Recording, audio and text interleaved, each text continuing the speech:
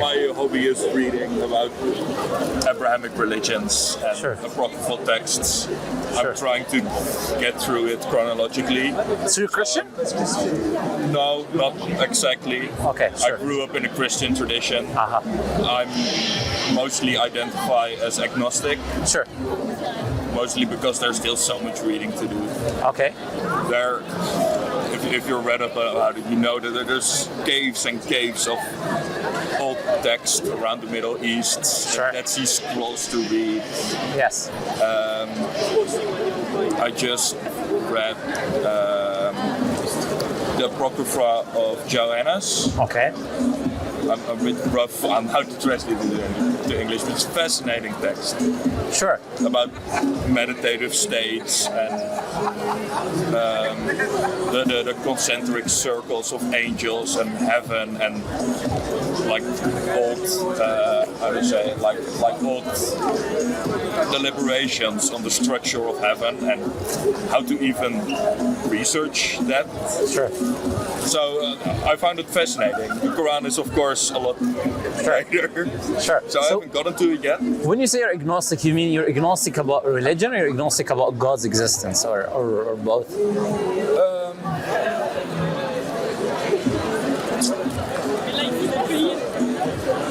I think there's something. Okay. Good start. I think I recently read something about Kabbalistic theory, which I found very interesting. Okay. Where they try to describe God not as something he or it is, but saying that it's something you can only describe what it's not. You can't say God exists here. Sure. You can only say God is endless. Okay. There's no end to it. I find that a very a thing that really lines up with how I think about God.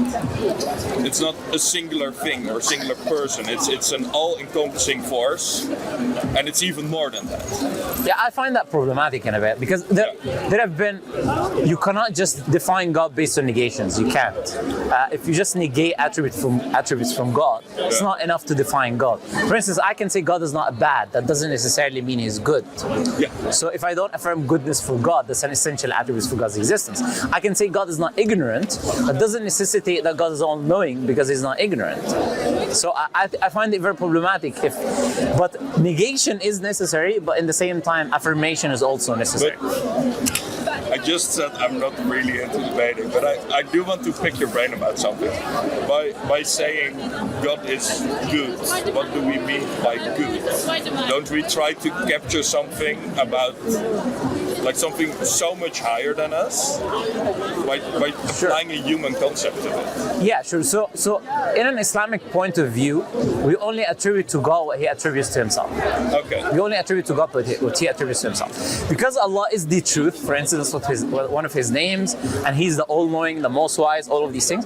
Whatever God commands you to do, by default, that is good because God Himself is good, right? And what He forbids you from doing is by default a bad thing. So God defines what good is and what bad is due to His perfect nature and existence. He possesses that we don't possess. And that's a nice way to grab that contradiction by saying, I like that. I like that. Okay, so you say you believe in something then, that there is something that exists, some higher power, something. Do you believe that thing created the world? Yeah. Okay, so then you would say you would believe in a God, but you don't have a definition for what a God is, basically. You don't. Okay, so what about prophets and messengers? Like you've heard about Islam, Prophet Muhammad, you heard about Jesus, you heard about Moses, Noah, Abraham, Adam.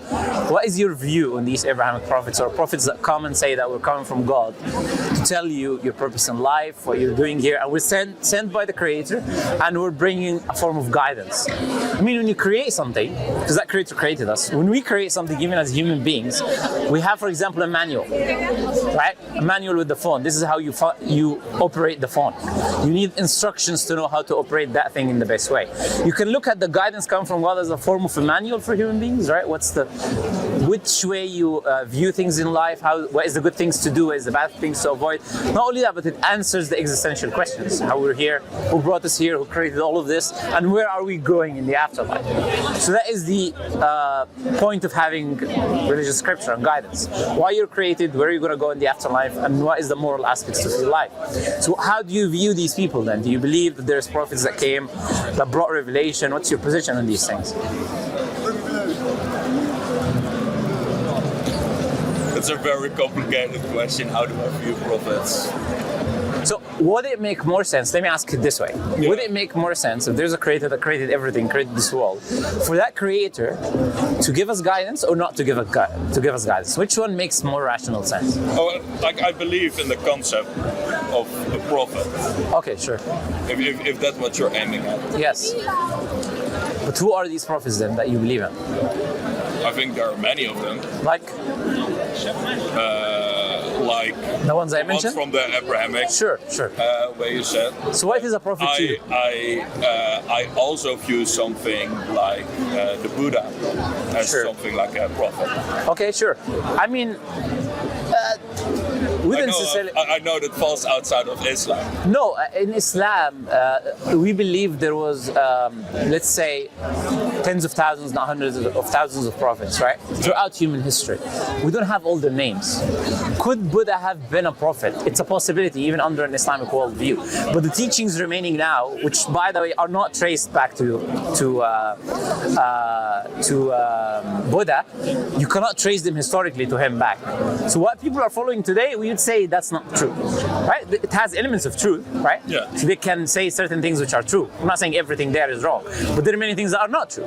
So connecting that to the person that existed that was called Buddha is questionable, because you cannot connect them to him historically. Now, that individual historical figure, when he left Buddha in life, when he was walking around, could he have been a messenger of God? It's possible.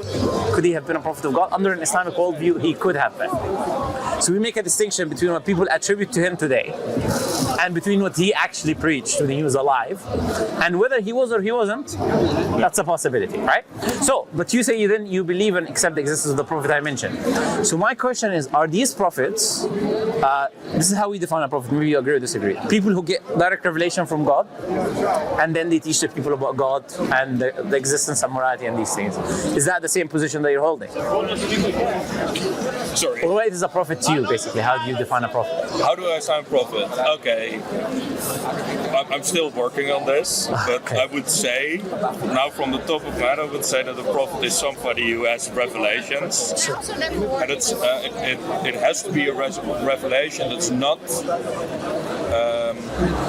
in wherever they are. It's not what somebody wants to hear. Okay. A prophet is not somebody who says, "Hey, we're all doing the right thing. Sure. Just keep doing everything." Sure, so he's coming to correct something in society, basically. Yeah. Okay. It's to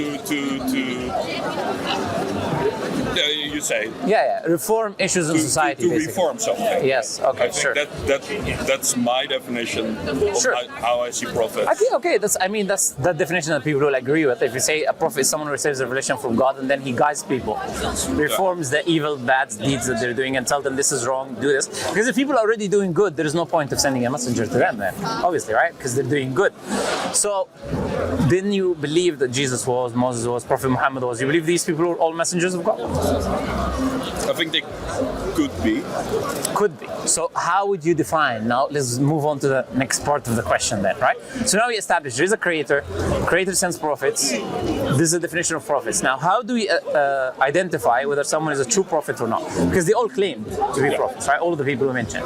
Now how do we identify whether Prophet Muhammad, for instance, was a prophet of God or not? Yeah, I would take the very annoying concept of we just can't. We can't, but that's a problem. Why? You have to logically tell me why we can't. That's the whole point of, in my view, religion. That it's something that cannot be completely scientifically founded. You can always say, well, that's just a person saying something. I think the point of religion is that somebody has to put into work to read or hear something and to believe it. Okay, As so soon as that goes away, as soon as you can evidently show this is true, like you say, this is white. Sure. You don't need the prophet to say this is white. Sure. So it's just true. So Sure. it's not a religion to point at this and say it's white. I think Sure. the whole cut-off point of religion is where belief is necessary. Okay, so let me say why I kind of disagree with you. But first, I say we're not talking about the same thing in a way. I was talking about a prophet. How do I identify a prophet as being from God? And then you talked about the concept of an idea which is called religion. I think these are two separate things. They're not the same thing. But first, use the word science. So let me just first tackle that first, and then speak about the idea of religion or prophet. What is the definition of science? What is the scientific method? Things that we can know within an axiomatic system to be true. Yeah, what's that system? What's the scientific method? What I think is one of the most beautiful works ever written is Euler's Elements, where somebody exactly describes, you take a point, you take another point, you connect them, it's a line, you set a circle on that point, and from there you start to build up. You say, we take these evident things to be true. Okay, we need to accept those, and we accept, most people will accept those, and from there we start to build a system of understanding. That's science. The scientific method has a definition, right? The scientific method is to study the physical natural world. So we study the physical natural world, whatever we can observe, whatever we can put under a microscope, that's what we can study using the scientific method. So we study the physical natural world through experimentation, repeatability, repeat the experiment, and falsification. Whether we falsify the conclusion or remain with the conclusion, that's the best conclusion we have at the moment. That is what scientific method is, and the conclusions are what science is, right? So that scientific method is limited to what? Is limited to the natural physical world, is limited to the set of data that you have, and it is not absolute, meaning it doesn't give you absolute facts. It gives you conclusions, and these conclusions change. So you have books written, for example, like Paradigm Shift by Thomas Kuhn, where he talks about massive changes in science. Like, obviously, we know the theory of gravity, for example, Newtonian physics and Einsteinian physics, and massive changes in science that happens. Static state theory, Big Bang theory. Why do they happen? Because science does not give you absolute truth. It gives you the best conclusion based on the data that you have. Also, science is based on other things. It cannot function without them. So, for instance, science has the premise of logic and mathematics. Without them, science cannot function. So, science is weaker than reasoning and logic and mathematics because these are deductive methods, while science is an inductive method. So, it's a weaker method. So, I don't need to be scientific in a religion to be stronger than even the method of science, because science doesn't give. I completely agree with you, to be clear. Yeah, so what I'm trying to say is religion and science are two separate topics in this case. That's what I'm trying to highlight. Yeah. One is inductive that leads to temporary conclusions, and it's a useful method.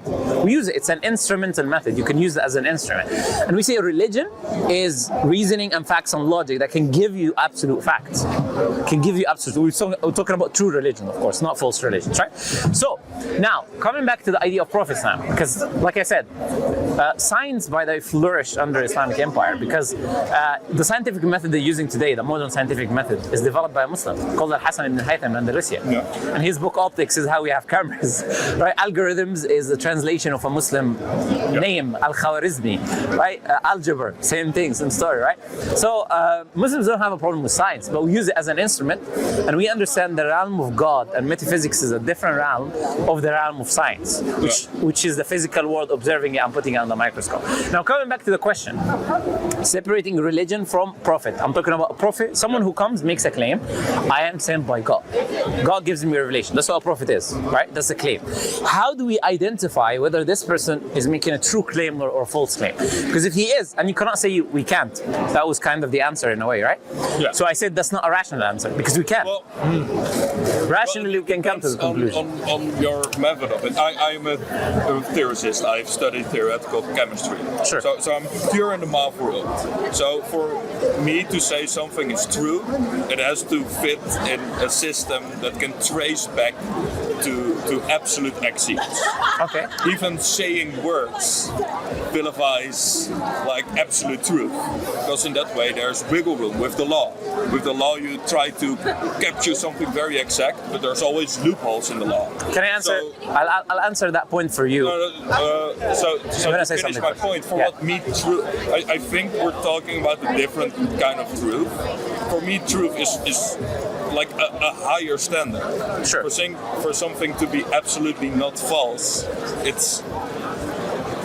I don't even think it's possible to capture that. That's a problem with philosophy. Yeah. Like, okay, no, but do you believe in existence for absolute truth, though? There is absolute truth. No. But that's a problem Well, with okay. Within an axiomatic system, Yes. there can be absolute. within any system. Do you believe in our reality in existence? There is absolute truth. No. So nothing is absolutely true. No. So it's not absolutely true that you exist right now. No. So you don't exist then. Well, there's a chance of it. No. This is the problem with going into too much philosophy, right? When someone, and I'll say this with respect, I don't mean insulting. Someone can get confused, right? And I met hyper skeptics like this a lot. They get too much into philosophy, or they start doubting the basis of existence. So there are different types of knowledge, right? There's deductive knowledge, inductive knowledge, but there's intuitive knowledge. One of the intuitive knowledge, which is the basis of everything, is our intuitive knowledge of knowing our existence. We intuitively know that we exist in this life. That's the absolute strongest form of knowledge, because everything is built on that. Once we exist, we experience life, and then we experience knowledge, we experience deduction, everything else. There is absolute fact. Like there is absolute fact that there is a building behind you, that there is a light coming down, that there is a moon in the sky. These are all absolutely true things. You don't live your life based on maybe I exist, maybe I don't exist. You live your life based on that you exist, thinking that this is true. No. What no? Which part? For me, truth is absolute truth, as you say, is something that's way higher. So define absolute truth. Define absolute truth. Absolute truth is something you can trace back to simple axioms. Like I say, math What does is that mean? Something like math. Something like maths, where you can trace it back to simple axioms. How do you trace back 1 + 1 to a simple axiom? Equals two. Within mathematics, everything is built up from. It's an abstract concept. Mathematics is an abstract concept. Yeah. How do you trace it back to axioms? Okay, so are you well versed into set theory? No, I don't wanna branch too much. I don't wanna branch too much. Look, I don't. But look, I'll tell you why I don't wanna branch too much, because as human beings, 99% of people are very basic human beings, right? They don't indulge into too much complicated concepts and theories, and they live their life and they function that way. Yeah. And so the very minority of people that do, like I said, they come to absurd conclusions sometimes. Like I give an example of denying your own existence. This whole Descartes thing of cogito, of I think therefore I am, is the same absurdity where he was like, oh, do I exist? Do I don't exist? And then he ended up with the cogito, I think therefore I am. Yeah. He's thinking therefore there must be something in existence, therefore he exists. But he at least said that's an absolute existence, that's an absolute thing. Even to say there is no absolute truth, that's a self-defeating argument. Because the question is that statement absolutely true? No. So he's just self-defeating No, the but you argument. don't need absolute truth to function. So there is absolute truth. Like, okay, No, I was 99% sure. I'm 99.999%. No, I am a million percent sure. I won't die if I cross the street. Sorry. So I can still cross the street when the light is green, because I know, okay, there's a 99.9% I won't get hit by a car. I can function without absolute truth. No, but we're not. But why do you assume function? We're not talking about functionality. Why do you assume functionality is relevant to the existence or non-existence of absolute truth? I'm not talking about functionality now. Why are you like using a utility kind of approach to it? I'm not looking at it that way. Saying in reality, regardless of the fact whether you can function with it or not, in reality, is there absolute truth or not? There is. It's either you exist or you don't exist. One of these two things are absolutely true. Yeah. Okay, so there is absolute truth. Well, Whatever is true, is true. No, exactly. But what I know So whatever is true- gradient between that. No, but whatever is true between these two things is absolute truth. So there is absolute truth. Your limited knowledge is irrelevant. In reality, it's absolutely true whether you exist or you don't exist. So, as a human being, you know for a fact, for instance, it's absolutely true if you don't go to work, you're not going to get your paid. You know that's an absolutely true fact. So it's absolutely true. There's no probability there. You're functioning based on absolute fact and working based on absolute fact. You know, as a human being, absolutely fact, if you don't drink water, you're going to die. You know, if you don't consume food, you're going to die. We know many things as absolutely true, and we function based on them being 100% absolutely true. We don't function based on probabilities like our particles. Now, but the point I was making, let's come back to what I think is very important. Yeah, exactly, because I want to stick on that, because these are all theoretical kind of discussions. Now, how do we know a prophet is a messenger from God or is not a messenger from God? Now, we said there is absolutely truth. There is absolute truth. Even if you don't want to take absolute truth on your worldview or whatever, you will still take the probability of 99.9 whatever probability you want to take. I claim it is absolute truth, and it has to be absolute truth. But either way, how do we know he is or he isn't?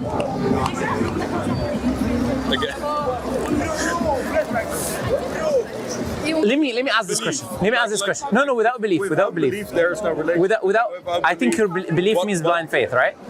Within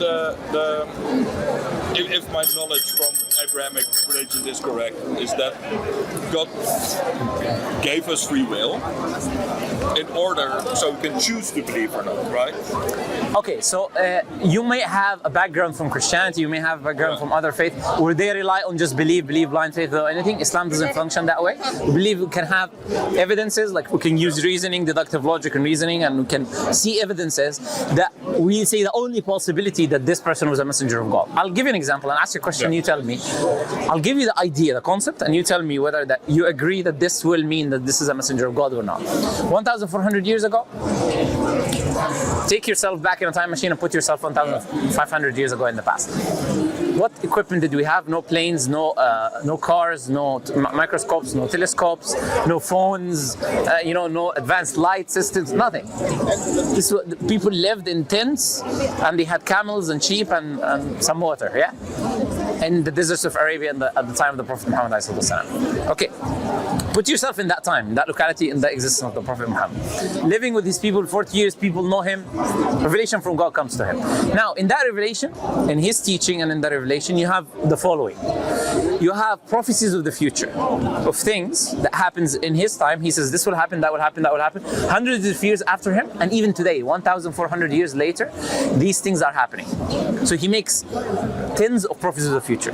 With what criteria? None of them are false, clear. Some of them are even time-bound, giving you time specific what will happen. None of them are false, none of them are falsified, and he's known to be a true teller. So this is the criteria. He makes these prophecies. Number one. Number two, he brings a book, Revelation, which has information about the natural world. It has information about cosmology, about chemistry, about biology, about hydrology, about everything. Yeah. And everything it says, not only is it true, it surpasses everything in its time. We today, with our knowledge, we start learning, okay, the Quran is right about this. We are catching up with the knowledge in a book that came 1,400 years before us, with all our advancements and equipment. He also tells you things about the past which nobody has access to. They didn't exist in previous Abrahamic text. He couldn't have access there because, for instance, the hieroglyphics was not a language that was spoken. We only discovered the Rosetta Stone like 200 years ago. We can read the hieroglyphics. So he tells you information about ancient Egyptians that nobody knew, that today we're discovering is true. Tells you information about ancient Mesopotamia and Abraham and his people that nobody knew. That today we're discovering temples buried under the sand, and we realize that what the Quran says is in line with the teachings about what these people used to do. So he's doing all of that, and then he brings a perfect system of how to live your life that surpasses everyone and everything, right? And he brings the text, the Quran, in the Arabic language that redefines the language, because in the Arabic language you have prose and poetry. The Quran has its own category. It's neither prose or poetry, and it makes a challenge for anyone to imitate it, produce a text like it. And that challenge has been here for 1,400 years. That's why all the Arabs, nobody has been able to imitate it, and they all submit to the Quran being the highest literature. Now we take all of these things into account. Is it possible for a human being to do all of that? And at the same time, he says this is from God, it's not from me. Only God knows the future, I don't know. God knows how the world is, I don't know. God knows the history, I'm not the person who does.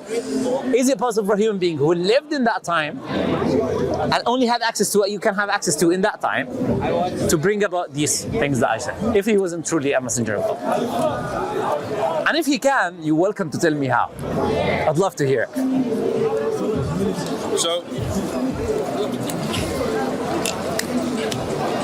if somebody wrote that book and it was so clear that everybody who read it would instantly believe that he was a prophet, why would some people still dispute that he is a prophet? Sure.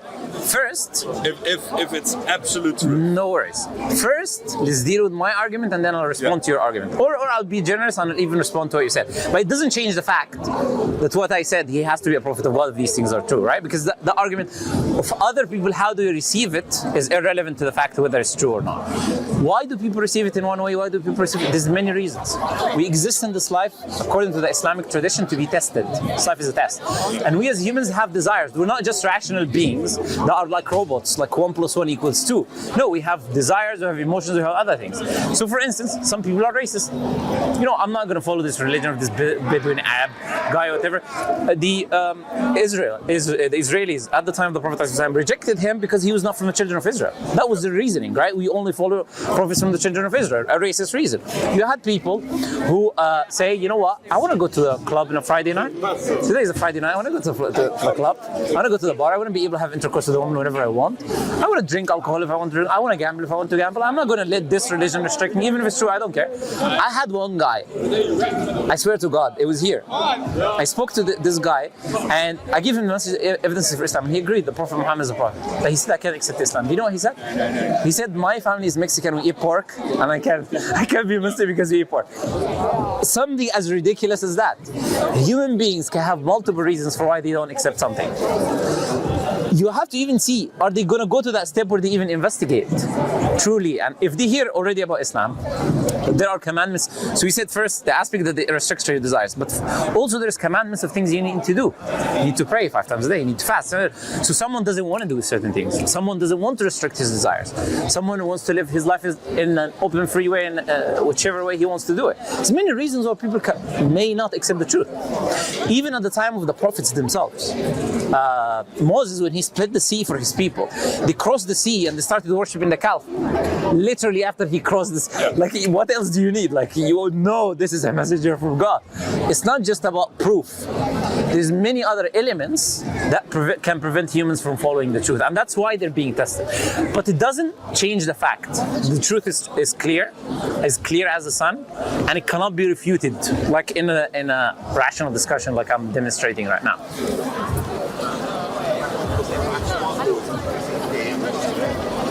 Yeah.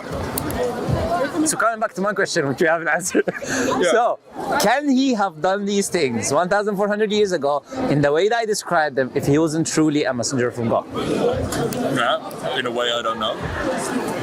If you say he can, you have to give me an alternative explanation.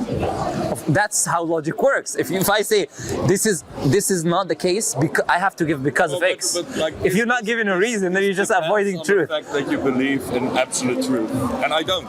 No, that's what with absolute truth or without absolute truth, you're just avoiding the truth now. With all due respect, because with absolute truth or without absolute truth, you still have to give me a rational explanation.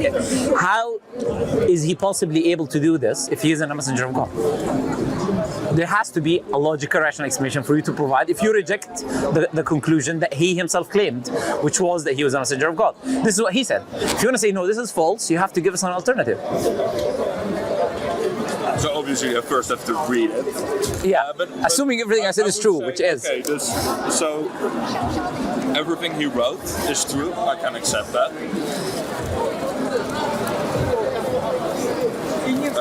But what then proves that he was a prophet, he was somebody to change the course, right?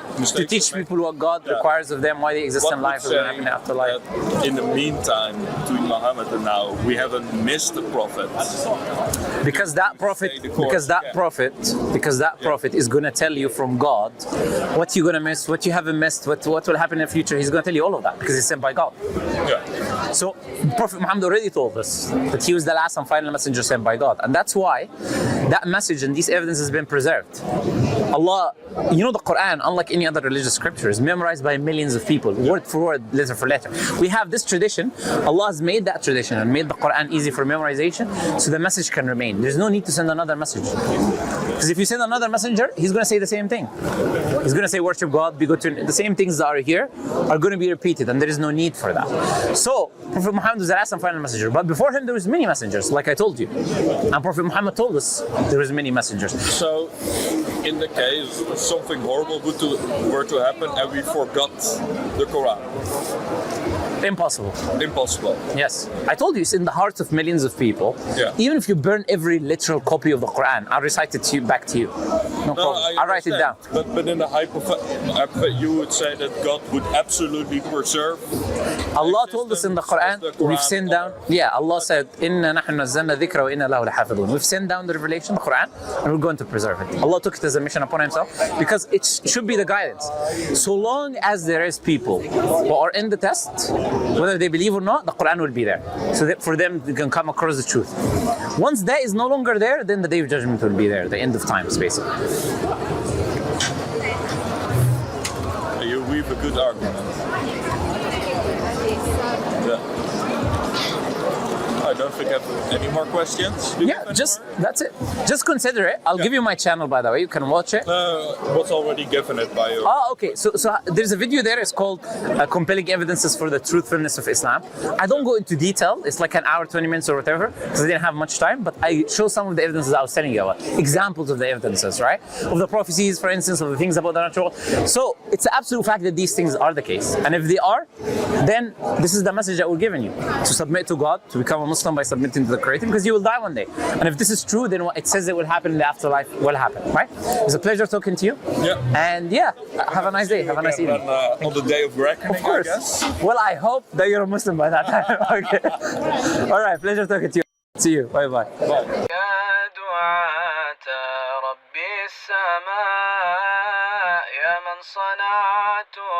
في الأرض نورا يا قلوبا فيها الوفاء بشركم اليوم السرور